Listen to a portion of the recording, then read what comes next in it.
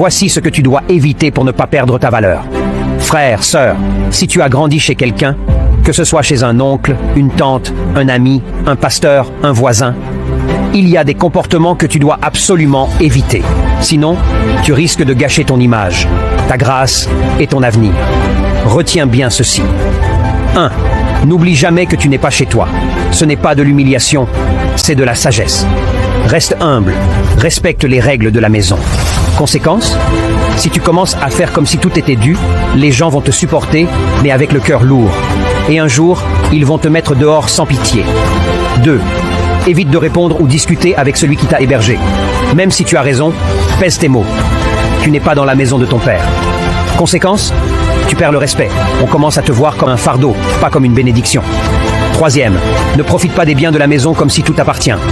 Utilise avec soin, sois reconnaissant. Conséquence, l'abus crée le rejet. Ce que tu abîmes sans conscience aujourd'hui, on te le rappellera demain. 4.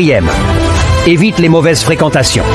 Quand tu vis chez quelqu'un, ton comportement reflète la personne qui t'héberge. Conséquence, tu peux salir leur nom et même leur nom. Ton comportement reflète la personne qui t'héberge. Conséquence, tu peux salir leur nom et même leur fermer des portes à cause de ton attitude. 5. N'essaie jamais de séduire l'homme ou la femme de la maison.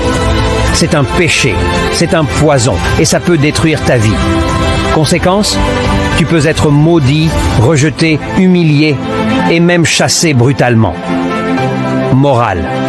Tu n'es pas obligé de rester toute ta vie chez les gens, mais pendant que tu y es, laisse une trace de respect, de bonne éducation et de gratitude. Parce que la vie tourne.